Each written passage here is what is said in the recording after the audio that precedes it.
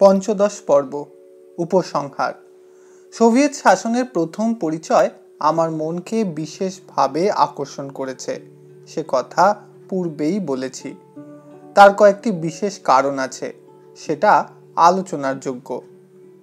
সেখানকার যে ছবিটি আমার মনের মধ্যে মূর্তি নিয়েছে তার পিছনে দুলছে ভারতবর্ষের দুর্গতির কালো রঙের পটভূমিকা। এই দুর্গতির মূলে যে ইতিহাস আছে তার থেকে একটি তত্ত্ব পাওয়া যায়। সেই তত্ত্বটিকে চিন্তা করে দেখলে আলোচ্য প্রসঙ্গে আমার মনের ভাব বোঝা সহজ হবে। ভারতবর্ষে মুসলমান শাসন বিস্তারের ভিতরকার মানুষটি ছিল রাজ মহিমা লাভ।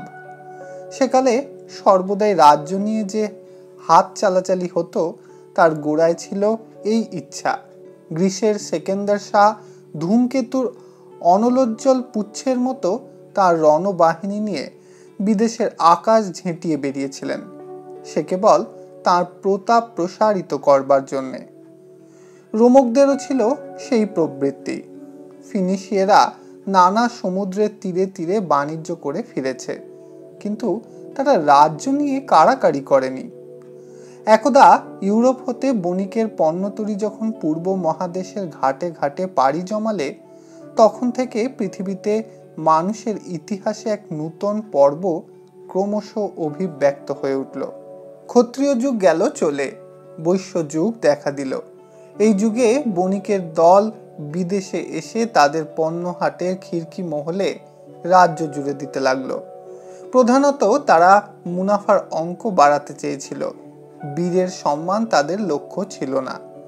এই কাজে তারা নানা কুটিল পন্থা অবলম্বন করতে কুণ্ঠিত হয়নি, কারণ তারা চেয়েছিল সিদ্ধি, কীর্তি নয়। এই সময় ভারতবর্ষ তার বিপুল ঐশ্বর্যের জন্য জগতে বিখ্যাত ছিল। তখনকার বিদেশি ঐতিহাসিকেরা সে কথা বারংবার ঘোষণা করে গেছেন। এমনকি স্বয়ং ক্লাইভ বলে গেছেন যে ভারতবর্ষের ধনশালিতার কথা যখন চিন্তা করে দেখি, তখন অপহরণ নৈপুণ্যে নিজের সংযমে আমি নিজেই বিস্মিত হই। এই প্রভূত ধন এ কখনো সহজে হয় না। ভারতবর্ষ এ ধন উৎপন্ন করেছিল। তখন বিদেশ থেকে যারা এসে এখানকার রাজাসনে বসেছে তারা এ ধন ভোগ করেছে, কিন্তু নষ্ট করেনি। অর্থাৎ তারা ভোগী ছিল, কিন্তু বণিক ছিল না।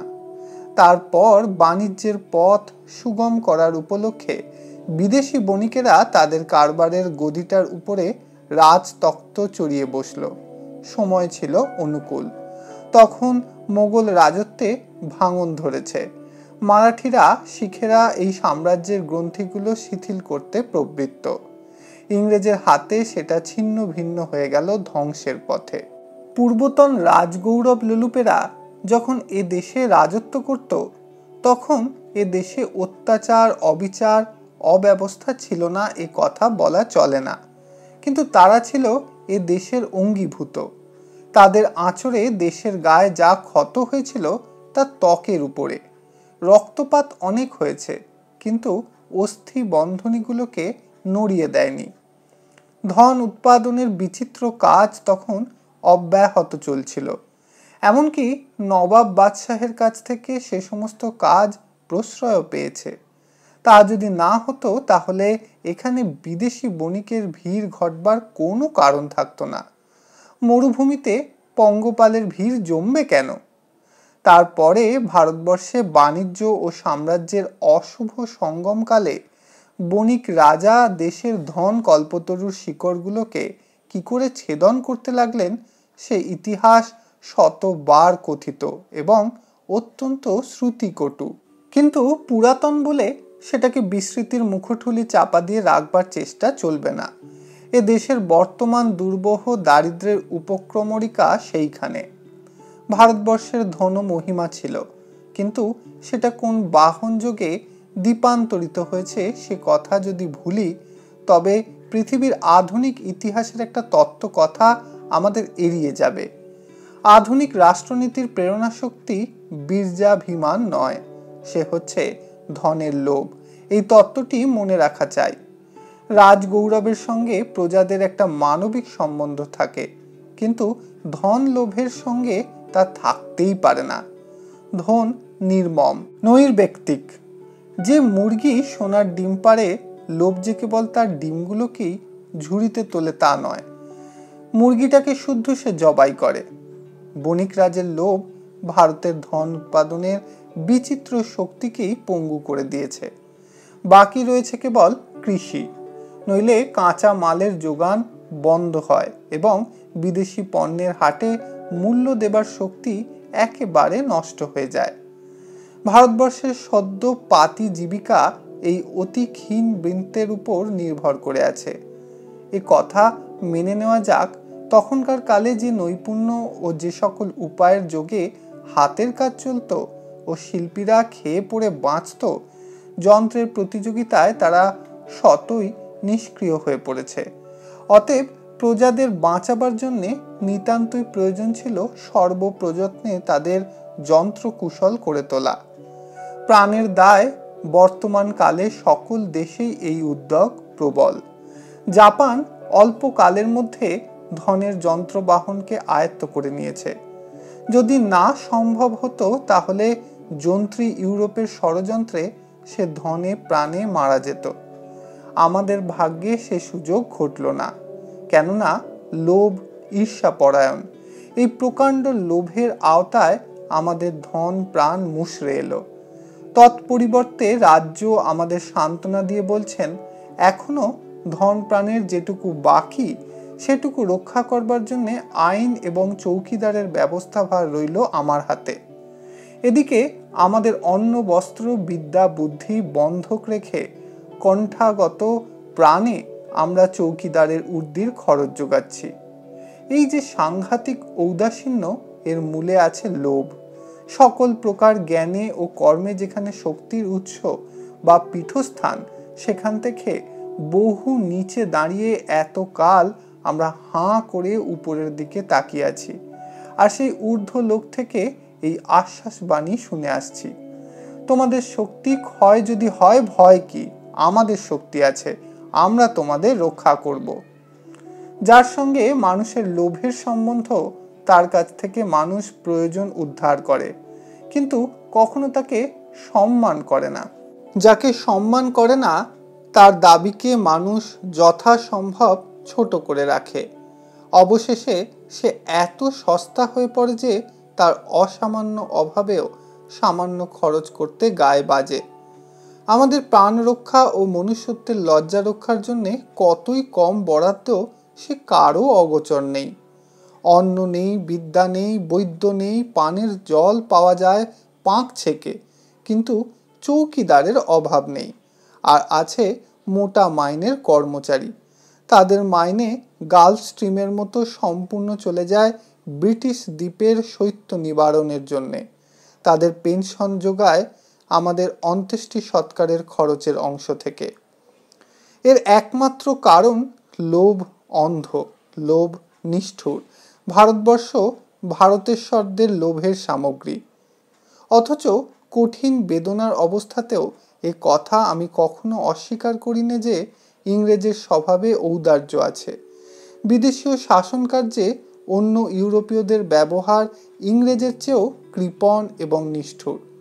ইংরেজ জাতি ও তার শাসন নীতি সম্বন্ধে বাক্যে ও আচরণে আমরা যে বিরুদ্ধতা প্রকাশ করে থাকি, তা আর কোনো জাতির শাসনকর্তাদের সম্বন্ধে সম্ভবপর হতো না। যদি বা হতো, তবে তার দণ্ডনীতি আরও অনেক দুঃসহ হতো। স্বয়ং ইউরোপে, এমনকি আমেরিকাতেও তার প্রমাণের অভাব নেই। প্রকাশ্যভাবে বিদ্রোহ ঘোষণাকালেও রাজপুরুষদের কাছে পীড়িত হলে আমরা যখন সবিস্ময় নালিশ করি, তখন প্রমাণ হয় যে ইংরেজ জাতির প্রতি আমাদের নিগুড় শ্রদ্ধা মার খেতে খেতেও মরতে চায় না। আমাদের স্বদেশী রাজা বা জমিদারের কাছে আমাদের প্রত্যাশা আরও অনেক কম।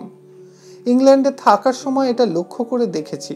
ভারতবর্ষে দণ্ড বিধান ব্যাপারে গ্লানিজনক ঘটনা ইংরেজ খবরের কাগজে প্রায় কিছুই এসে পৌঁছতো না।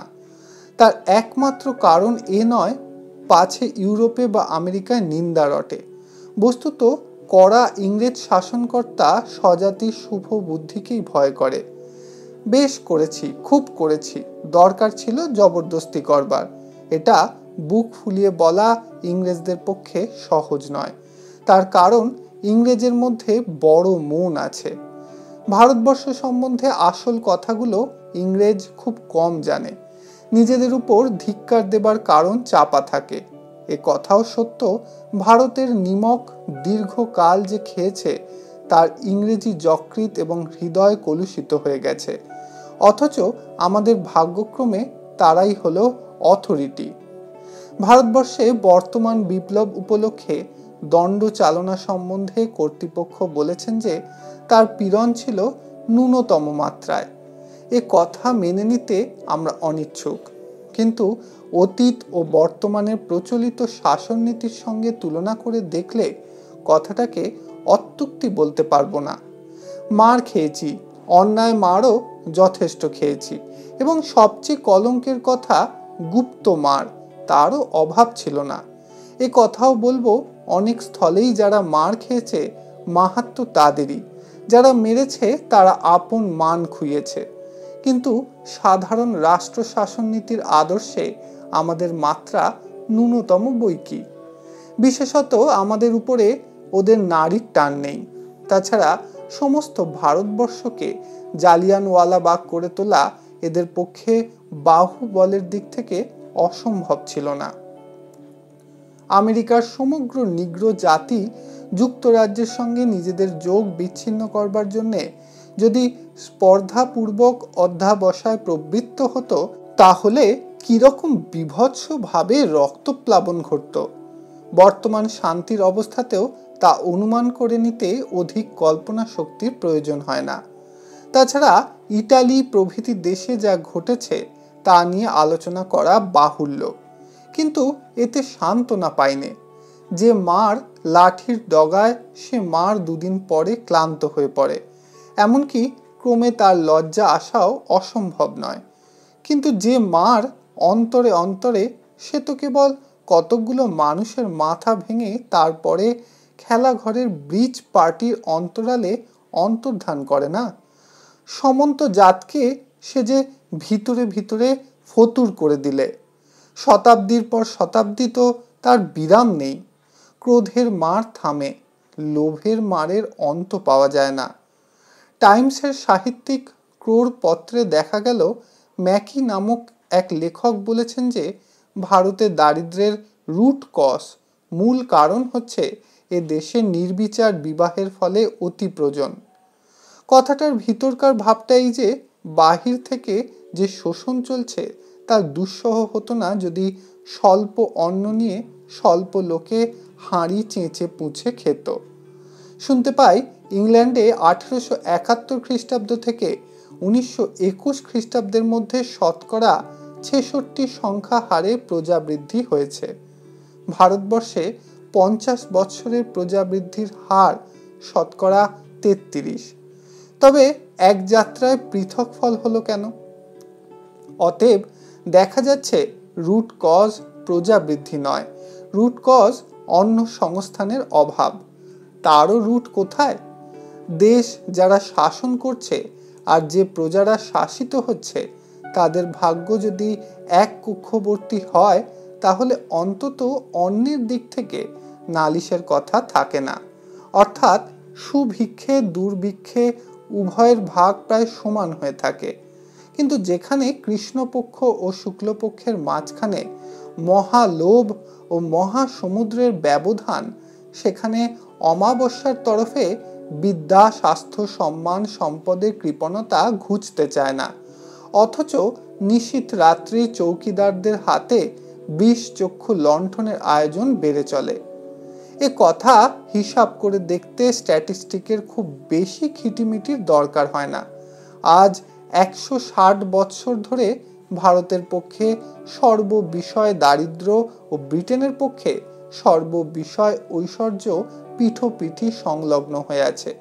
এর যদি একটি সম্পূর্ণ ছবি আঁকতে চাই, তবে বাংলাদেশের যে চাষি পাট উৎপন্ন করে আর সুদূর ডান্ডিতে যারা তার মুনাফা ভোগ করে, উভয়ের জীবনযাত্রার দৃশ্য পাশাপাশি দাঁড় করিয়ে দেখতে হয়। উভয়ের মধ্যে যোগ আছে লোভের, বিচ্ছেদ আছে ভোগের। এই বিভাগ 150 বছরে বাড়ল বই কমল না। যান্ত্রিক উপায়ে অর্থ লাভকে যখন থেকে বহুগুণীকৃত করা সম্ভবপর হলো, তখন থেকে মধ্যযুগের সিভলারি অর্থাৎ বীর ধর্ম বণিক ধর্মে দীক্ষিত হয়েছে। এই নিদারুণ বৈশ্য যুগের প্রথম সূচনা হলো সমুদ্র যানযোগে বিশ্ব পৃথিবী আবিষ্কারের সঙ্গে সঙ্গে। বৈশ্য যুগের আদিম ভূমিকা দস্যুবৃত্তিতে। দাস হরণ ও ধন হরণের বিভৎসতায় ধরিত্রী সেদিন কেঁদে উঠেছিল। এই নিষ্ঠুর ব্যবসায় বিশেষভাবে চলেছিল পরদেশে। সেদিন মেক্সিকোতে স্পেন শুধু কেবল সেখানকার সোনার সঞ্চয় নয়, সেখানকার সমগ্র সভ্যতাটাকেও রক্ত দিয়ে মুছে দিয়েছে। সেই রক্ত মেঘের ঝড় পশ্চিম থেকে ভিন্ন ভিন্ন দমকায় ভারতবর্ষে এসে পড়ল। তার ইতিহাস আলোচনা করা অনাবশ্যক।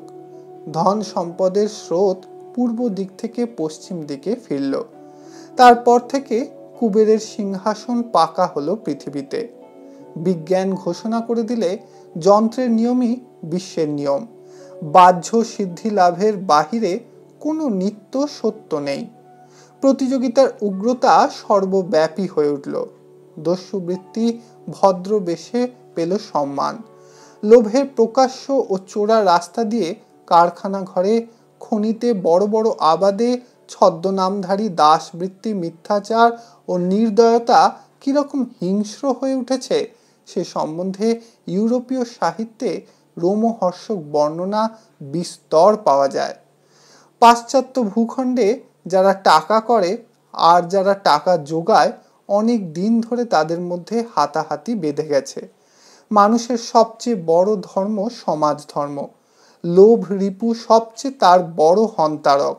এই যুগে সেই রিপু মানুষের সমাজকে আলোড়িত করে তার সম্বন্ধ বন্ধনকে শিথিল ও বিচ্ছিন্ন করে দিচ্ছে। এক দেশে এক জাতির মধ্যেই এই নির্মম ধনার্জন ব্যাপারে যে বিভাগ সৃষ্টি করতে উদ্যত, তাতে যত দুঃখই থাক তবু সেখানে সুযোগের ক্ষেত্র খোলা থাকে। শক্তির বৈষম্য থাকতে পারে, কিন্তু অধিকারের বাধা থাকে না। ধনের জাঁতাকলে সেখানে আজ যে আছে পেশ্য বিভাগে, কাল সেই উঠতে পারে পেষণ বিভাগে। শুধু তাই নয়, ধনীরা যে ধন সঞ্চয় করে, নানা আকারে সমস্ত দেশের মধ্যে তারা কিছু না কিছু ভাগ বাঁটোয়ারা আপনি হয়ে যায়। ব্যক্তিগত সম্পদ জাতীয় সম্পদের দায়িত্বভার অনেক পরিমাণে না নিয়ে থাকতে পারে না। লোকশিক্ষা, লোকস্বাস্থ্য, লোকরঞ্জন, সাধারণের জন্য নানা প্রকার হিতানুষ্ঠান, এ সমস্তই প্রভূত ব্যয়সাধ্য ব্যাপার। দেশের এই সমস্ত বিচিত্র দাবি ইচ্ছায় অনিচ্ছায়, লক্ষ্যত অলক্ষ্যত ধনীরা মিটিয়ে থাকে। কিন্তু ভারতের যে ধনে বিদেশি বণিক বা রাজপুরুষেরা ধনী, তার ন্যূনতম উচ্ছিষ্ট মাত্রই ভারতের ভাগে পড়ে। পাটের চাষিরা শিক্ষার জন্যে, স্বাস্থ্যের জন্যে সুগভীর অভাবগুলো অনাবৃষ্টির নালা ডোবার মতো হাঁ করে রইল। বিদেশগামী মুনাফা থেকে তার দিকে কিছুই ফিরল না। যা গেল তা নিঃশেষে গেল। পাটের মুনাফা সম্ভবপর করবার জন্যে গ্রামের জলাশয়গুলি দূষিত হলো। এই অসহ্য জলকষ্ট নিবারণের উদ্দেশ্যে বিদেশি মহাজনদের ভরা থলি থেকে 1 পয়সা খসল না। যদি জলের ব্যবস্থা করতে হয়, তবে তার সমস্ত ট্যাক্সের টান এই নিঃস্ব নিরন্নদের রক্তের উপরই পড়ে। সাধারণকে শিক্ষা দেবার জন্যে রাজকোষে টাকা নেই। কেন নেই? তার প্রধান কারণ প্রভূত পরিমাণ টাকা ভারতবর্ষকে সম্পূর্ণই ত্যাগ করে চলে যায়। এ হলো লোভের টাকা, যাতে করে আপন টাকা 16 আনাই পর হয়ে যায়। অর্থাৎ জল উবে যায়, এপারের জলাশয় আর মেঘ হয়ে তার বর্ষণ হতে থাকে ওপারের দেশে। সে দেশের হাসপাতালে, বিদ্যালয় এই হতভাগ্য অশিক্ষিত অসুস্থ মুমূর্ষ ভারতবর্ষ সুদীর্ঘকাল অপ্রত্যক্ষভাবে রসদ জুগিয়ে আসছে। দেশের লোকের দৈহিক ও মানসিক অবস্থার চরম দুঃখ দৃশ্য অনেক কাল স্বচক্ষে দেখে আসছি। দারিদ্র্যে মানুষ কেবল যে মরে তা নয়, নিজেকে অবজ্ঞার যোগ্য করে তোলে। তাই স্যার জন সাইমন বললেন যে, in our view the most formidable of the evils from which India is suffering have their roots in social and economic customs of long standing which can only be remedied by the action of the Indian people themselves। এটা হলো অবজ্ঞার কথা। ভারতের প্রয়োজনকে তিনি যে আদর্শ থেকে বিচার করছেন সেটা তাদের নিজেদের আদর্শ নয়। প্রচুর ধন উৎপাদনের জন্য যে অবারিত শিক্ষা, যে সুযোগ, যে স্বাধীনতা তাদের নিজেদের আছে, যে সমস্ত সুবিধা থাকাতে তাদের জীবনযাত্রা আদর্শ জ্ঞানে, কর্মে, ভোগে নানা দিক থেকে প্রভূত পরিমাণে পরিপুষ্ট হতে পেরেছে, জীর্ণ বস্ত্র, শীর্ণ তনু, রোগ ক্লান্ত, শিক্ষা বঞ্চিত ভারতের পক্ষে সে আদর্শ তারা কল্পনার মধ্যেই আনেন না। আমরা কোনো মতে দিন যাপন করব লোক বৃদ্ধি নিবারণ করে এবং খরচপত্র কমিয়ে, আর আজ তাঁরা নিজের জীবিকার যে পরিস্ফীত আদর্শ বহন করছেন তাকে চিরদিন বহুল পরিমাণে সম্ভব করে রাখব আমাদের জীবিকা খর্ব করে। এর বেশি কিছু ভাববার নেই। অতএব রেমেডির দায়িত্ব সম্পূর্ণ আমাদেরই হাতে।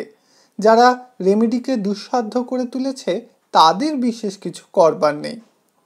মানুষ এবং বিধাতার বিরুদ্ধে এই সমস্ত নালিশ ক্ষান্ত করে রেখেই অন্তরের দিক থেকে আমাদের নির্জীব পল্লীর মধ্যে প্রাণ সঞ্চার করবার জন্যে আমার অতি ক্ষুদ্র শক্তিকে কিছুকাল প্রয়োগ করেছি। এ কাজে গভর্নমেন্টের আনুকূল্য আমি উপেক্ষা করিনি, এমনকি ইচ্ছা করেছি, কিন্তু ফল পাইনি। তার কারণ দরদ নেই। দরদ থাকা সম্ভব নয়। আমাদের অক্ষমতা, আমাদের সকল প্রকার দুর্দশা আমাদের দাবিকে ক্ষীণ করে দিয়েছে। দেশের কোনো যথার্থ কৃতকর্মে গভর্নমেন্টের সঙ্গে আমাদের কর্মীদের উপযুক্ত মত যোগসাধন অসম্ভব বলেই অবশেষে স্থির করেছি। অতএব চৌকিদারদের উর্দির খরচ জুগিয়ে যে কটা করি বাঁচে তাই দিয়ে যা সম্ভব তাই করা যাবে, এই রইল কথা। রাজকীয় লোভ ও তৎপ্রসূত দুর্বিষহ ঔদাসীন্যের চেহারাটা যখন মনের মধ্যে নৈরাশ্যের অন্ধকার ঘনিয়ে বসেছে, এমন সময় রাশিয়ায় গিয়েছিলাম। ইউরোপের অন্যান্য দেশে ঐশ্বর্যের আড়ম্বর যথেষ্ট দেখেছি। সে এতই উত্তুঙ্গ যে দরিদ্র দেশের ঈর্ষাও তার উচ্চ চূড়া পর্যন্ত পৌঁছতে পারে না। রাশিয়ায় সেই ভোগের সমারোহ একেবারেই নেই। বোধ করি সেই জন্যেই তার ভিতরকার একটা রূপ দেখা সহজ ছিল।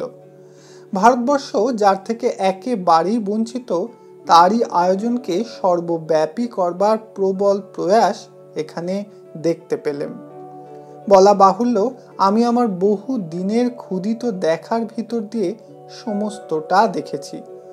পশ্চিম মহাদেশের অন্য কোনো স্বাধিকার সৌভাগ্যশালী দেশবাসীর চোখে দৃশ্যটা কিরকম ঠেকে সে কথা ঠিকমতো বিচার করা আমার পক্ষে সম্ভবপর নয়। অতীতকালে ভারতবর্ষের কি পরিমাণ ধন ব্রিটিশ দ্বীপে চালান গিয়েছে এবং বর্তমানে কি পরিমাণ অর্থ বর্ষে বর্ষে নানা প্রণালী দিয়ে সেই দিকে চলে যাচ্ছে তার অঙ্ক সংখ্যা নিয়ে তর্ক করতে চাইনে, কিন্তু অতি স্পষ্টই দেখতে পাচ্ছি এবং অনেক ইংরেজ লেখকও তা স্বীকার করেন যে আমাদের দেশের রক্তহীন দেহে মন চাপা পড়ে গেছে। জীবনে আনন্দ নেই, আমরা অন্তরে বাহিরে মরছি এবং তার রুট কজ যে ভারতবাসীরই মর্মগত অপরাধের সঙ্গে জড়িত, অর্থাৎ কোনো গভর্নমেন্টই এর প্রতিকার করতে নিরতিশয় অক্ষম, এ অপবাদ আমরা একেবারেই স্বীকার করব না।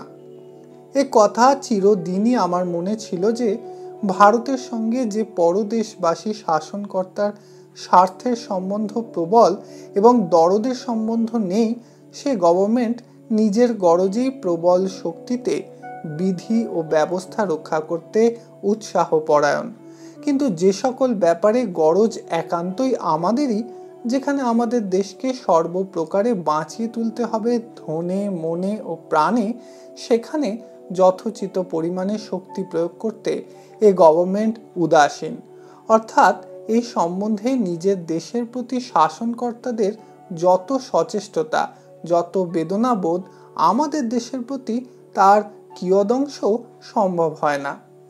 অথচ আমাদের ধন প্রাণ তাদেরই হাতে। যে উপায়, যে উপাদানে আমরা বিনাশ থেকে রক্ষা পেতে পারি, সে আমাদের হাতে নেই। এমনকি এ কথা যদি সত্যি হয় যে সমাজবিধি সম্বন্ধে মূঢ়তাবশতই আমরা মরতে বসেছি, তবে এই মূঢ়তা যে শিক্ষা, যে উৎসাহ দ্বারা দূর হতে পারে, সেও ওই বিদেশি গভর্নমেন্টেরই রাজকোষে ও রাজমর্জিতে। দেশব্যাপী অশিক্ষাজনিত বিপদ দূর করবার উপায় কমিশনের পরামর্শ মাত্র দ্বারা লাভ করা যায় না, যে সম্বন্ধে গভর্নমেন্টের তেমনই তৎপর হওয়া উচিত যেমন তৎপর ব্রিটিশ গভর্নমেন্ট নিশ্চয়ই হতো যদি এই সমস্যা ব্রিটেন দ্বীপের হতো। সাইমন কমিশনকে আমাদের প্রশ্ন এই যে ভারতের অজ্ঞতা অশিক্ষার মধ্যেই এত বড় মৃত্যুশেল নিহিত হয়ে এতদিন রক্তপাত করছে।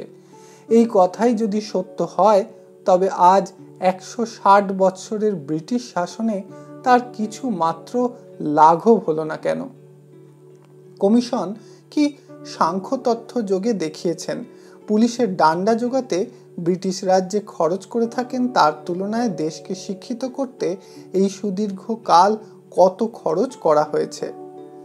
দূর দেশবাসী ধনী শাসকের পক্ষে পুলিশের ডান্ডা অপরিহার্য, কিন্তু সেই লাঠির বংশগত যাদের মাথার খুলি, তাদের শিক্ষার ব্যয় বিধান বহু শতাব্দী মুলতবি রাখলেও কাজ চলে যায়। রাশিয়ায় পা বাড়িয়েই প্রথমেই চোখে পড়ল সেখানকার যে চাষি ও শ্রমিক সম্প্রদায় আজ 8 বৎসর পূর্বে ভারতীয় জনসাধারণেরই মতো নিঃসহায়, নিরন্ন, নির্যাতিত, নিরক্ষর ছিল। অনেক বিষয় যাদের দুঃখ ভার আমাদের চেয়ে বেশি বই কম ছিল না। অন্তত তাদের মধ্যে শিক্ষা বিস্তার এই অল্প কয় বৎসরের মধ্যেই যে উন্নতি লাভ করেছে, 150 বছরেও আমাদের দেশে উচ্চ শ্রেণীর মধ্যেও তা হয়নি। আমাদের দরিদ্রানাং মনোরথা স্বদেশের শিক্ষা সম্বন্ধে যে দুরাশার ছবি মরীচিকার পটে আঁকতেও সাহস পায়নি, এখানে তার প্রত্যক্ষ রূপ দেখলুম দিগন্ত থেকে দিগন্তে বিস্তৃত। নিজেকে এ প্রশ্ন বারবার জিজ্ঞাসা করেছি, এত বড় আশ্চর্য ব্যাপার সম্ভবপর হলো কি করে? মনের মধ্যে এই উত্তর পেয়েছি যে লোভের বাধা কোনোখানে নেই। শিক্ষার দ্বারা সব মানুষই যথোচিত সক্ষম হয়ে উঠবে, এ কথা মনে করতে কোথাও খটকা লাগছে না। দূর এশিয়ার তুর্কমেনিস্তানবাসী প্রজাদেরও পুরোপুরি শিক্ষা দিতে এদের মনে একটুও ভয় নেই, প্রত্যুত প্রবল আগ্রহ আছে। তুর্কমেনিস্তানের প্রথাগত মূঢ়তার মধ্যেই সেখানকার লোকের সমস্ত দুঃখের কারণ। এই কথাটা রিপোর্টে নির্দেশ করে উদাসীন হয়ে বসে নেই। কোচিন চায়নায় শিক্ষা বিস্তার সম্বন্ধে শুনেছি। কোনো ফরাসি পাণ্ডিত্য ব্যবসায়ী বলেছেন যে ভারতবর্ষে ইংরেজ রাজ দেশি লোককে শিক্ষা দিতে গিয়ে যে ভুল করেছেন, ফ্রান্স যেন সে ভুল না করেন। এ কথা মানতে হবে যে ইংরেজের চরিত্রে এমন একটা মহত্ব আছে যে জন্যে বিদেশি শাসন নীতিতে তারা কিছু কিছু ভুল করে বসেন। শাসনের ঠাস বুনানিতে কিছু কিছু খেই আড়ায়, নইলে আমাদের মুখ ফুটতে হয়তো আরো 1-8 শতাব্দী দেরি হতো। এ কথা অস্বীকার করবার জো নেই যে শিক্ষার অভাবে অশক্তি অটল হয়ে থাকে। অতএব অশিক্ষা পুলিশের ডান্ডার চেয়ে কম বলবান নয়। বোধহয় যেন লর্ড কার্জন সে কথাটা কিছু কিছু অনুভব করেছিলেন। শিক্ষা দান সম্বন্ধে ফরাসি পাণ্ডিত্য ব্যবসায়ী স্বদেশের প্রয়োজনকে যে আদর্শে বিচার করে থাকেন, শাসিত দেশের প্রয়োজনকে সে আদর্শে করেন না। তার একমাত্র কারণ লোভ।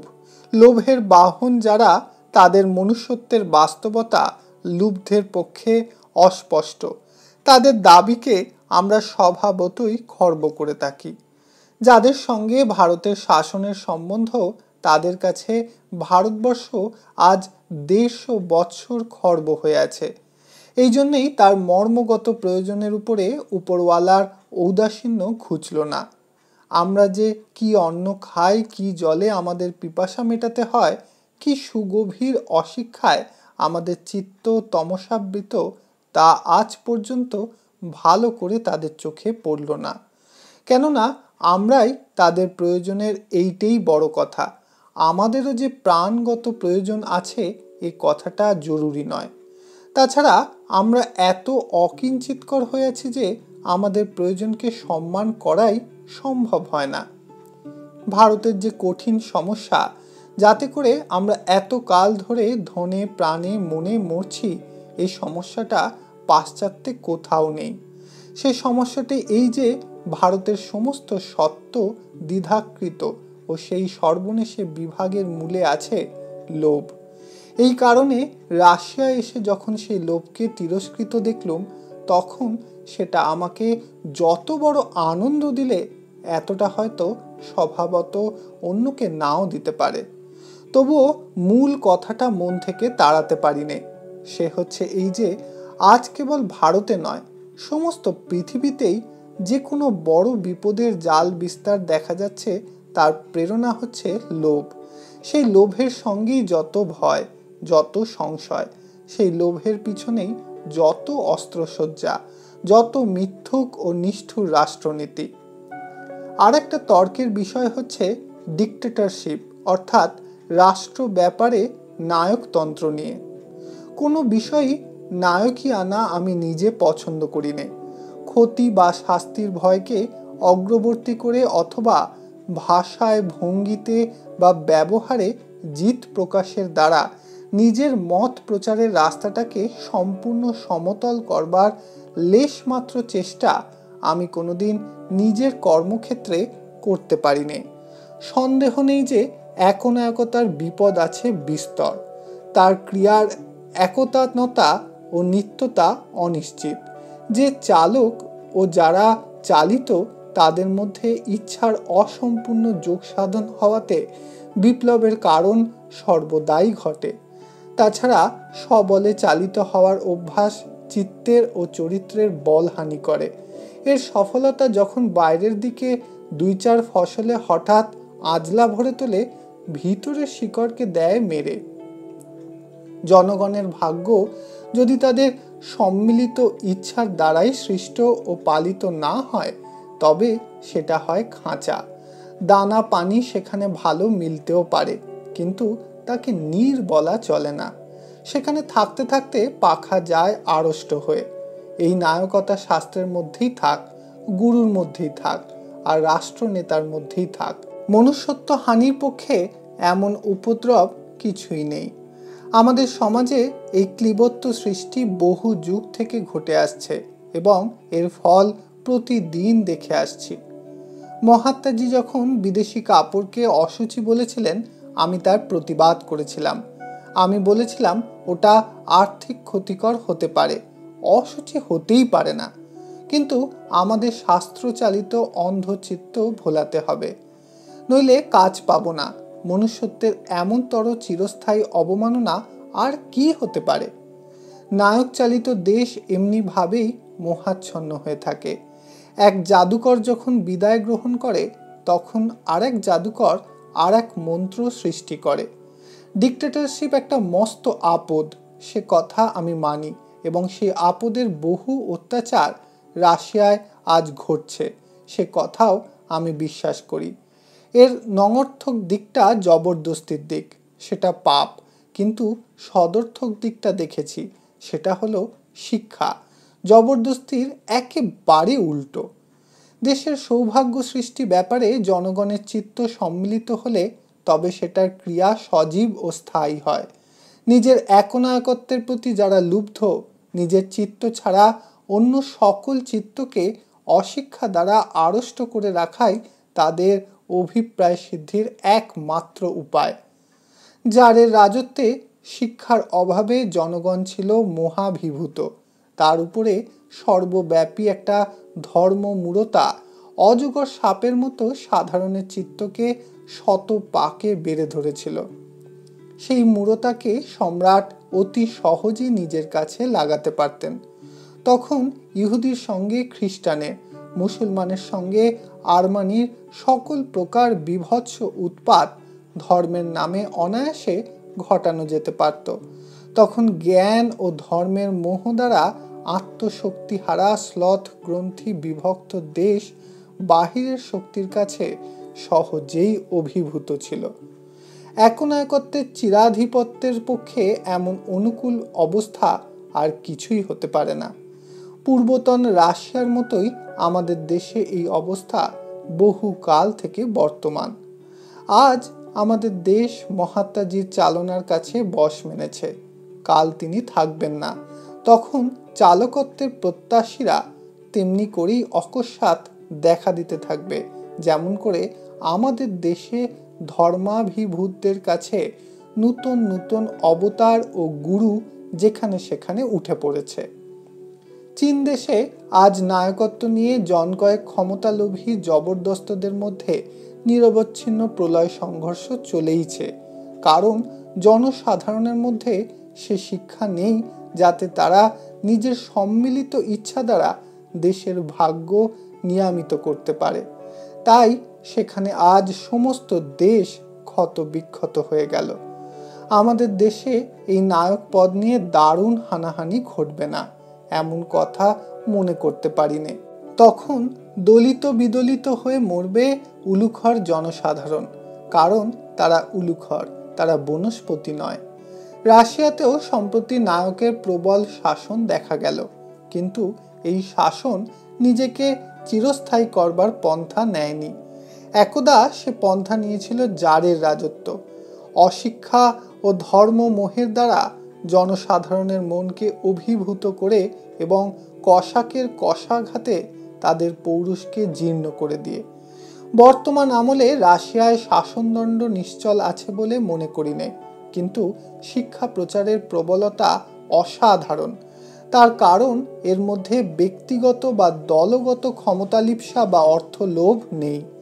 একটা বিশেষ অর্থনৈতিক মতে সর্বসাধারণকে দীক্ষিত করে জাতি, বর্ণ ও শ্রেণী নির্বিশেষে সকলকেই মানুষ করে তোলবার একটা দুর্নিবার ইচ্ছা আছে। তা যদি না হতো তাহলে ফরাসি পণ্ডিতের কথা মানতে হতো যে শিক্ষা দেওয়াটা একটা মস্ত ভুল। অর্থনৈতিক মতটা সম্পূর্ণ গ্রাহ্য কিনা সে কথা বলবার সময় আজও আসেনি, কেননা এ মত এতদিন প্রধানত পুঁথির মধ্যেই টলে টলে বেড়াচ্ছিল। এমন বৃহৎ ক্ষেত্রে এত বড় সাহসের সঙ্গে ছাড়া পায়নি। যে প্রবল লোভের কাছে এই মত প্রথম থেকেই সাংঘাতিক বাধা পেত, সেই লোভকেই এরা সাংঘাতিকভাবে সরিয়ে দিয়েছে। পরীক্ষার ভিতর দিয়ে পরিবর্তন ঘটতে ঘটতে এ মতের কতটুকু কোথায় গিয়ে দাঁড়াবে তা আজ নিশ্চিত কেউ বলতে পারে না।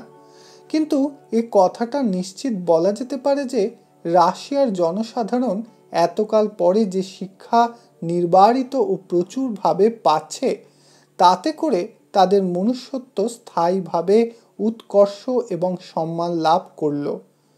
বর্তমান রাশিয়ার নিষ্ঠুর শাসনের জনশ্রুতি সর্বদাই শোনা যায়। অসম্ভব না হতে পারে। নিষ্ঠুর শাসনের ধারা সেখানে চিরদিন চলে এসেছে, হঠাৎ তীরভূত না হওয়াই সম্ভব। অথচ সেখানে চিত্রযোগে, সিনেমা যোগে, ইতিহাসের ব্যাখ্যায় সাবেক আমলের নিদারুণ শাসনবিধি ও অত্যাচারকে সোভিয়েত গভর্নমেন্ট অবিরত প্রত্যক্ষ করিয়ে দিচ্ছে। এই গভর্নমেন্ট নিজেও যদি এই রকম নিষ্ঠুর পথ অবলম্বন করে থাকে, তবে নিষ্ঠুরাচারের প্রতি এত প্রবল করে ঘৃণা উৎপাদন করে দেওয়াটাকে আর কিছু না হোক অদ্ভুত ভুল বলতে হবে। সিরাজউদ্দৌলা কর্তৃক কালা গর্তের নৃশংসতাকে যদি সিনেমা প্রভৃতি দ্বারা সর্বত্র লাঞ্ছিত করা হতো, তবে তার সঙ্গে সঙ্গেই জালিয়ানওয়ালাবাগের কাণ্ড করাটাকে অন্তত মূর্খতা বললে দোষ হতো না, কারণ এক্ষেত্রে বিমুখ অস্ত্র ও স্ত্রীকেই লাগবার কথা। সোভিয়েত রাশিয়ায় মার্ক্সীয় অর্থনীতি সম্বন্ধে সর্বসাধারণের বিচার বুদ্ধিকে এক ছাঁচে ঢালবার একটা প্রবল প্রয়াস সুপ্রত্যক্ষ। সেই জেদের মুখে এ সম্বন্ধে স্বাধীন আলোচনার পথ জোর করে অবরুদ্ধ করে দেওয়া হয়েছে। এই অপবাদকে আমি সত্য বলে বিশ্বাস করি। সেদিনকার ইউরোপীয় যুদ্ধের সময় এই রকম মুখ চাপা দেওয়া এবং গভর্নমেন্ট নীতির বিরুদ্ধবাদীর মত স্বাতন্ত্র্যকে জেলখানায় বা ফাঁসি কাঠে বিলুপ্ত করে দেওয়ার চেষ্টা দেখা গিয়েছিল। যেখানে আশু ফল লাভের লোভ অতি প্রবল, সেখানে রাষ্ট্রনায়কেরা মানুষের মত স্বাতন্ত্র্যের অধিকারকে মানতে চায় না। তারা বলে ওসব কথা পরে হবে, আপাতত কাজ উদ্ধার করে নি। রাশিয়ার অবস্থা যুদ্ধকালের অবস্থা, অন্তরে বাহিরে শত্রু। ওখানকার সমস্ত পরীক্ষাকে পণ্ড করে দেবার জন্যে চারিদিকে নানা ছল বলের কাণ্ড চলছে। তাই ওদের নির্মাণ কার্যের ভিতটা যত শীঘ্র পাকা করা চাই। এজন্যে বল প্রয়োগ করতে ওদের কোনো দ্বিধা নেই। কিন্তু গরজ যত জরুরি হোক, বল জিনিসটা একতরফা জিনিস। ওটাতে ভাঙে, সৃষ্টি করে না। সৃষ্টিকার্যে দুই পক্ষ আছে। উপাদানকে স্বপক্ষে আনা চাই, মারধর করে নয়, তার নিয়মকে স্বীকার করে। রাশিয়া যে কাজে লেগেছে এ হচ্ছে যুগান্তরের পথ বানানো। পুরাতন বিধি বিশ্বাসের শিকড়গুলো তার সাবেক জমি থেকে উপড়ে দেওয়া, চিরাভ্যাসের আরামকে তিরস্কৃত করা। এরকম ভাঙনের উৎসাহে যে আবর্ত সৃষ্টি করে, তার মাঝখানে পড়লে মানুষ তার মাতুনির আর অন্ত পায় না। স্পর্ধা বেড়ে ওঠে, মানব প্রকৃতিকে সাধনা করে বশ করবার অপেক্ষা আছে এ কথা ভুলে যায়। মনে করে তাকে তার আশ্রয় থেকে ছিঁড়ে নিয়ে একটা সীতাহরণ ব্যাপার করে তাকে পাওয়া যেতে পারে। তারপরে লঙ্কায় আগুন লাগে তো লাগুক, উপযুক্ত সময় নিয়ে স্বভাবের সঙ্গে রফা করবার তর্স হয় না। যাদের তারা উৎপাতকে বিশ্বাস করে, অবশেষে লাঠিয়ে পিটিয়ে রাতারাতি যা গড়ে তোলে তার উপরে ভরসা রাখা চলে না, তার উপরে দীর্ঘকালের ভয় সয় না। যেখানে মানুষ তৈরি নেই, মত তৈরি হয়েছে, সেখানকার উচ্চণ্ড দণ্ডনায়কদের আমি বিশ্বাস করি না। প্রথম কারণ, নিজের মত সম্বন্ধে আগে ভাগে সম্পূর্ণ বিশ্বাস করা সুবুদ্ধি নয়। সেটাকে কাজে খাটাতে খাটাতে তবে তার পরিচয় হয়। ওদিকে ধর্মতন্ত্রের বেলায় যে জননায়কেরা শাস্ত্র বাক্য মানে না, তারাই দেখি অর্থতন্ত্রের দিকে শাস্ত্র মেনে অচল হয়ে বসে আছে। সেই শাস্ত্রের সঙ্গে যেমন করে হোক মানুষকে টুঁটি চেপে ঝুঁটি ধরে মেলাতে চায়। এ কথাও বোঝে না, জোর করে ঠেসে ঠুসে যদি কোনো এক রকমে মেলানো হয়, তাতে সত্যের প্রমাণ হয় না। বস্তুত যে পরিমাণই জোর, সেই পরিমাণেই সত্যের অপ্রমাণ। ইউরোপে যখন খ্রিস্টান শাস্ত্রবাক্যে জবরদস্ত বিশ্বাস ছিল, তখন মানুষের হাড়গোড় ভেঙে, তাকে পুড়িয়ে বিঁধিয়ে, তাকে ঢিলিয়ে ধর্মের সত্য প্রমাণের চেষ্টা দেখা গিয়েছিল। আজ বলশেভিক মতবাদ সম্বন্ধে তার বন্ধু ও শত্রু উভয় পক্ষেরই সেই রকম উদ্দাম গায়ের জোরি যুক্তি প্রয়োগ। দুই পক্ষেরই পরস্পরের নামে নালিশেই যে মানুষের মত স্বাতন্ত্র্যের অধিকারকে পীড়িত করা হচ্ছে। মাঝের থেকে পশ্চিম মহাদেশে আজ মানব প্রকৃতি দুই তরফ থেকেই ঢেলা খেয়ে মরছে। আমার মনে পড়ছে আমাদের বাউলের গান, নিঠুর গরজি, তুই কি মানব মুকুল ভাজবি আগুনে, তুই ফুল ফুটাবি বাঁশ ছুটাবি সবুর বিহনে, দেখ না আমার পরম গুরু সাঁই, সে যুগ যুগান্তে ফুটায় মুকুল তাড়াহুড়া নাই, তোর লোভ প্রচণ্ড তাই ভরসা দণ্ড, এর আছে কোন উপায়, কয় সে মদন দিস নে বেদন শোন নিবেদন, সেই শ্রী গুরুর মনে, সহজ ধারা আপন হারা তাঁর বাণী শোনে রে গরজি। সোভিয়েত রাশিয়ার লোকশিক্ষা সম্বন্ধে আমার যা বক্তব্য সে আমি বলেছি। তাছাড়া সেখানকার পলিটিক্স মুনাফা লোলুপদের লোভের দ্বারা কলুষিত নয় বলে রাশিয়া রাষ্ট্রের অন্তর্গত নানাবিধ প্রজা জাতি বর্ণ নির্বিশেষে সমান অধিকারের দ্বারা ও প্রকৃষ্ট শিক্ষার সুযোগে সম্মানিত হয়েছে।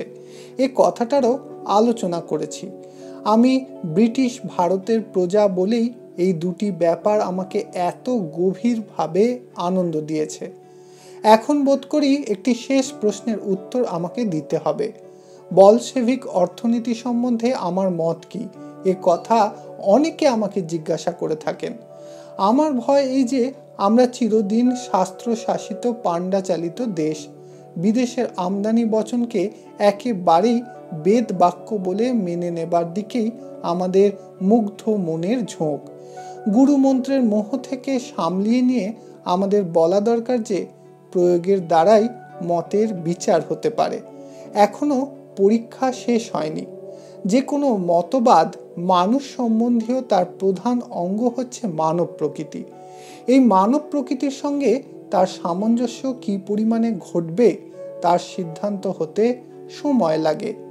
তত্ত্বটাকে সম্পূর্ণ গ্রহণ করবার পূর্বে অপেক্ষা করতে হবে, কিন্তু তবু সে সম্বন্ধে আলোচনা করা চলে। কেবলমাত্র লজিক নিয়ে বা অঙ্ক কষে নয়, মানব প্রকৃতিকে সামনে রেখে। মানুষের মধ্যে দুটো দিক আছে, একদিকে সে স্বতন্ত্র, আর একদিকে সে সকলের সঙ্গে যুক্ত। এর একটাকে বাদ দিলে যেটা বাকি থাকে সেটা অবাস্তব। যখন কোনো একটা ঝোঁকে পড়ে মানুষ একদিকেই একান্ত উধাও হয়ে যায় এবং ওজন হারিয়ে নানা প্রকার বিপদ ঘটাতে থাকে, তখন পরামর্শদাতা এসে সংকটটাকে সংক্ষেপ করতে চান। বলেন অন্য দিকটাকে একেবারেই ছেঁটে দাও। ব্যক্তি স্বাতন্ত্র্য যখন উৎকট স্বার্থপরতায় পৌঁছিয়ে সমাজে নানা প্রকার উৎপাত মথিত করে, তখন উপদেষ্টা বলেন স্বার্থ থেকে স্বটাকে এক কোণে দাও উড়িয়ে, তাহলেই সমস্ত ঠিক চলবে। তাতে হয়তো উৎপাত কমতে পারে, কিন্তু চলা বন্ধ হওয়া অসম্ভব নয়। লাগাম ছেঁড়া ঘোড়া গাড়িটাকে খানায় ফেলবার জো করে। ঘোড়াটাকে গুলি করে মারলেই যে তারপর থেকে গাড়িটা সুস্থভাবে চলবে, এমন চিন্তা না করে লাগামটা সম্বন্ধে চিন্তা করবার দরকার হয়ে ওঠে। দেহে দেহে পৃথক বলেই মানুষ কাড়াকাড়ি হানাহানি করে থাকে, কিন্তু সব মানুষকে এক দড়িতে আষ্টে পৃষ্ঠে বেঁধে সমস্ত পৃথিবীতে একটি মাত্র বিপুল কলেবর ঘটিয়ে তোলবার প্রস্তাব বল গর্বিত অর্থতাত্ত্বিক কোনো জারের মুখেই শোভা পায়।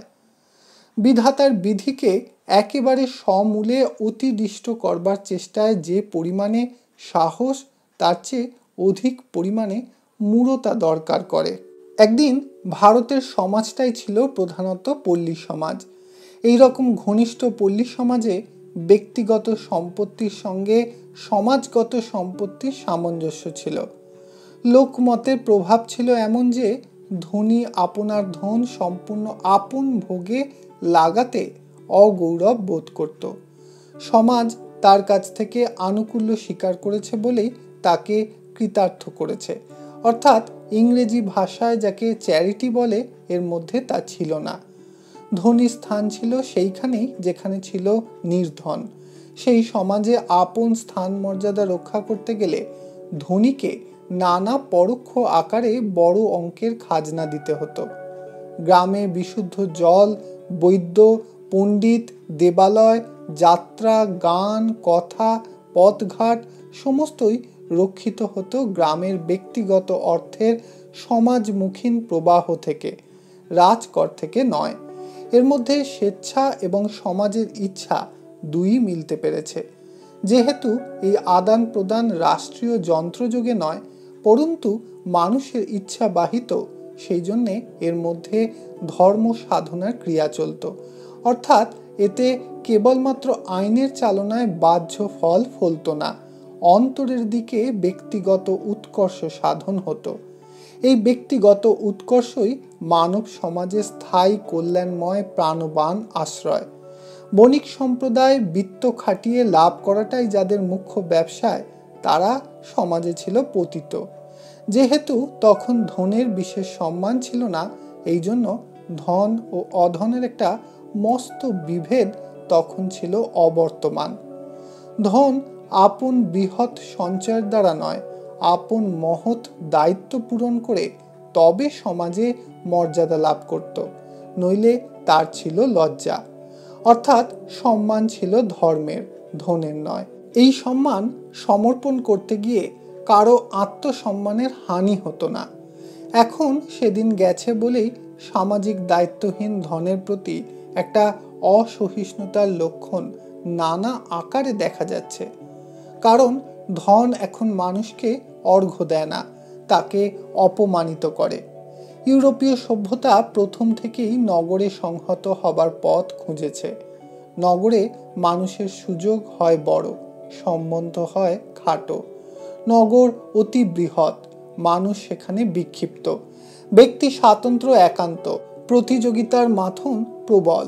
ঐশ্বর্য সেখানে ধনী নির্ধনের বিভাগকে বাড়িয়ে তোলে এবং চ্যারিটির দ্বারা যেটুকু যোগ সাধন হয় তাতে সান্ত্বনা নেই, সম্মান নেই। সেখানে যারা ধনের অধিকারী এবং যারা ধনের বাহন তাদের মধ্যে আর্থিক যোগ আছে, সামাজিক সম্বন্ধ বিকৃত অথবা বিচ্ছিন্ন। এমন অবস্থায় যন্ত্রযুগ এলো। লাভের অঙ্ক বেড়ে চলল অসম্ভব পরিমাণে। এই লাভের মহামারী সমস্ত পৃথিবীতে যখন ছড়াতে লাগলো, তখন যারা দূরবাসী অনাত্মীয়, যারা নির্ধন, তাদের আর উপায় রইল না। চীনকে খেতে হলো আফিম, ভারতকে উজাড় করতে হলো তার নিজস্ব। আফ্রিকা চিরদিন পীড়িত, তার পীড়া বেড়ে চলল। এ তো গেল বাইরের কথা। পশ্চিম মহাদেশের ভিতরেও ধনী নির্ধনের বিভাগ আজ অত্যন্ত কঠোর। জীবনযাত্রার আদর্শ বহুমূল্য উপকরণ বহুল হওয়াতে দুই পক্ষের ভেদ অত্যন্ত প্রবল হয়ে চোখে পড়ে। সাবেককালে অন্তত আমাদের দেশে ঐশ্বর্যের আড়ম্বর ছিল প্রধানত সামাজিক দানে ও কর্মে। এখন হয়েছে ব্যক্তিগত ভোগে। তাতে বিস্মিত করে, আনন্দিত করে না, ঈর্ষা জাগায়, প্রশংসা জাগায় না। সবচেয়ে বড় কথাটা হচ্ছে এই যে তখন সমাজে ধনের ব্যবহার একমাত্র দাতার স্বেচ্ছার উপর নির্ভর করত না, তার উপরে ছিল সামাজিক ইচ্ছার প্রবল প্রভাব। সুতরাং দাতাকে নম্র হয়ে দান করতে হতো। শ্রদ্ধয়া দেয়ং, এই কথাটা খাটত। মোট কথা হচ্ছে আধুনিক কালে ব্যক্তিগত ধন সঞ্চয় ধনীকে যে প্রবল শক্তির অধিকার দিচ্ছে, তাতে সর্বজনের সম্মান ও আনন্দ থাকতে পারে না। তাতে এক পক্ষে অসীম লোভ, অপর পক্ষে গভীর ঈর্ষা, মাঝখানে দুস্তর পার্থক্য। সমাজে সহযোগিতার চেয়ে প্রতিযোগিতা অসম্ভব বড় হয়ে উঠল। এই প্রতিযোগিতা নিজের দেশের এক শ্রেণীর সঙ্গে অন্য শ্রেণীর, এবং বাহিরে এক দেশের সঙ্গে অন্য দেশের। তাই চারদিকে সংশয় হিংস্র অস্ত্র শানিত হয়ে উঠছে। কোনো উপায়ই তার পরিমাণ কেউ খর্ব করতে পারছে না। আর পরদেশী যারা এই দূরস্থিত ভোগ রাক্ষসের ক্ষুধা মেটাবার কাজে নিযুক্ত, তাদের রক্ত বিরল কৃশতা যুগের পর যুগে বেড়েই চলেছে। এই বহু বিস্তৃত কৃশতার মধ্যে পৃথিবীর অশান্তি বাসা বাঁধতে পারে না। এ কথা যারা বল দর্পে কল্পনা করে, তারা নিজের গোয়ার্তুমির অন্ধতার দ্বারা বিড়ম্বিত। যারা নিরন্তর দুঃখ পেয়ে চলেছে, সেই হতভাগারাই দুঃখ বিধাতার প্রেরিত দূতদের প্রধান সহায়। তাদের উপবাসের মধ্যে প্রলয়ের আগুন সঞ্চিত হচ্ছে। বর্তমান সভ্যতার এই অমানবিক অবস্থায় বলশেভিক নীতির অভ্যুদয়। বায়ুমণ্ডলের এক অংশে তনুত্ব ঘটলে ঝড় যেমন বিদ্যুৎ দন্ত পেষণ করে মার মূর্তি ধরে ছুটে আসে, এও সেই রকম কাণ্ড। মানব সমাজে সামঞ্জস্য ভেঙে গেছে বলেই এই একটা অপ্রাকৃতিক বিপ্লবের প্রাদুর্ভাব। সমষ্টির প্রতি ব্যষ্টির উপেক্ষা ক্রমশই বেড়ে উঠছিল বলেই সমষ্টির দোহাই দিয়ে আজ ব্যষ্টিকে বলি দেবার আত্মঘাতী প্রস্তাব উঠেছে। তীরে অগ্নিগিরি উৎপাত বাঁধিয়েছে বলে সমুদ্রকেই একমাত্র বন্ধু বলে এই ঘোষণা। তীরহীন সমুদ্রের রীতিমতো পরিচয় যখন পাওয়া যাবে, তখন কুলে উঠবার জন্যে আবার আঁকুবুকু করতে হবে। সেই ব্যষ্টি বর্জিত সমষ্টির অবাস্তবতা কখনোই মানুষ চিরদিন সইবে না। সমাজ থেকে লোভের দুর্গগুলোকে জয় করে আয়ত্ত করতে হবে, কিন্তু ব্যক্তিকে বৈতরণী পার করে দিয়ে সমাজ রক্ষা করবে কে? অসম্ভব নয় যে বর্তমান রুগ্ন যুগে বলশেভিক নীতি চিকিৎসা, কিন্তু চিকিৎসা তো নিত্যকালের হতে পারে না। বস্তুত ডাক্তারের শাসন যেদিন ঘুচবে সেই দিনই রোগীর শুভ দিন। আমাদের দেশে আমাদের পল্লীতে পল্লীতে ধন উৎপাদন ও পরিচালনার কাজে সমবায় নীতির জয় হোক, এই আমি কামনা করি। কারণ এই নীতিতে যে সহযোগিতা আছে তাতে সহযোগীদের ইচ্ছাকে চিন্তাকে তিরস্কৃত করা হয় না বলে মানব প্রকৃতিকে স্বীকার করা হয়। সেই প্রকৃতিকে বিরুদ্ধ করে দিয়ে জোর খাটাতে গেলে সে জোর খাটবে না। এই সঙ্গে একটা কথা বিশেষ করে বলা দরকার। আমি যখন ইচ্ছা করি যে আমাদের দেশের গ্রামগুলি বেঁচে উঠুক, তখন কখনো ইচ্ছে করি নে যে গ্রাম্যতা ফিরে আসুক। গ্রাম্যতা হচ্ছে সেই রকম সংস্কার, বিদ্যা, বুদ্ধি, বিশ্বাস ও কর্ম যা গ্রাম সীমার বাইরের সঙ্গে বিযুক্ত। বর্তমান যুগের যে প্রকৃতি, তার সঙ্গে যা কেবলমাত্র পৃথক নয়, যা বিরুদ্ধ। বর্তমান যুগের বিদ্যা ও বুদ্ধির ভূমিকা বিশ্বব্যাপী, যদিও তার হৃদয়ের অনুবেদনা সম্পূর্ণ সে পরিমাণে ব্যাপক হয়নি। গ্রামের মধ্যে সেই প্রাণ আনতে হবে যে প্রাণের উপাদান তুচ্ছ ও সংকীর্ণ নয়, যার দ্বারা মানব প্রকৃতিকে কোনো দিকে খর্ব ও তিমিরাবৃত না রাখা হয়। ইংল্যান্ডে একদা কোনো এক গ্রামে একজন কৃষকের বাড়িতে ছিলাম। দেখলুম লন্ডনে যাবার জন্যে ঘরের মেয়েগুলির মন চঞ্চল। শহরের সর্ববিধ ঐশ্বর্যের তুলনায় গ্রামের সম্বলের এত দীনতা যে গ্রামের চিত্তকে স্বভাবতই সর্বদা শহরের দিকে টানছে। দেশের মাঝখানে থেকেও গ্রামগুলির যেন নির্বাসন। রাশিয়ায় দেখেছি গ্রামের সঙ্গে শহরের বৈপরীত্য ঘুচিয়ে দেবার চেষ্টা। এই চেষ্টা যদি ভালো করে সিদ্ধ হয়, তাহলে শহরের অস্বাভাবিক অতিবৃদ্ধি নিবারণ হবে। দেশের প্রাণ শক্তি, চিন্তা শক্তি দেশের সর্বত্র ব্যাপ্ত হয়ে আপন কাজ করতে পারবে। আমাদের দেশের গ্রামগুলিও শহরের উচ্ছিষ্ট ও উদ্বৃত্তভোজী না হয়ে মনুষ্যত্বের পূর্ণ সম্মান ও সম্পদ ভোগ করুক, এই আমি কামনা করি। একমাত্র সমবায় প্রণালীর দ্বারাই গ্রাম আপন সর্বাঙ্গীন শক্তিকে নিমজ্জন দশা থেকে উদ্ধার করতে পারবে, এই আমার বিশ্বাস। আক্ষেপের বিষয় এই যে আজ পর্যন্ত বাংলাদেশে সমবায় প্রণালী কেবল টাকা ধার দেওয়ার মধ্যেই ম্লান হয়ে আছে। মহাজনী গ্রাম্যতাকেই কিঞ্চিত শোধিত আকারে বহন করছে। সম্মিলিত চেষ্টায় জীবিকা উৎপাদন ও ভোগের কাজে সে লাগলো না। তার প্রধান কারণ, যে শাসনতন্ত্রকে আশ্রয় করে আমলা বাহিনীর সমবায় নীতি আমাদের দেশে আবির্ভূত হলো, সে যন্ত্র, অন্ধ, বধির ও উদাসীন। তাছাড়া হয়তো এ কথা লজ্জার সঙ্গে স্বীকার করতে হবে যে চরিত্রে যে গুণ থাকলে সমবেত হওয়া সহজ হয়, আমাদের সে গুণ নেই। যারা দুর্বল, পরস্পরের প্রতি বিশ্বাস তাদের দুর্বল। নিজের উপরে অশ্রদ্ধাই অপরের প্রতি অশ্রদ্ধার ভিত্তি। যারা দীর্ঘকাল পরাধীন, আত্মসম্মান হারিয়ে তাদের এই দুর্গতি।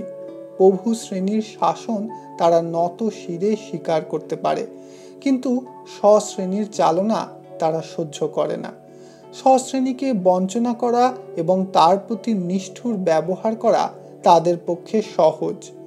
রুশীয় গল্পের বই পড়ে জানা যায়, সেখানকার বহুকাল নির্যাতন পীড়িত কৃষকদেরও এই দশা। যতই দুঃসাধ্য হোক, আর কোনো রাস্তা নেই। পরস্পরের শক্তিকে, মনকে সম্মিলিত করবার উপলক্ষ সৃষ্টি করে প্রকৃতিকে শোধন করে নিতে হবে। সমবায় প্রণালীতে ঋণ দিয়ে নয়, একত্র কর্ম করিয়ে পল্লীবাসী চিত্তকে ঐক্যপ্রবণ করে তুলে তবে আমরা পল্লীকে বাঁচাতে পারব। এটি রাশিয়ার চিঠি প্রবন্ধের ৫৫তম পর্ব সমাপ্ত হলো। ধন্যবাদ।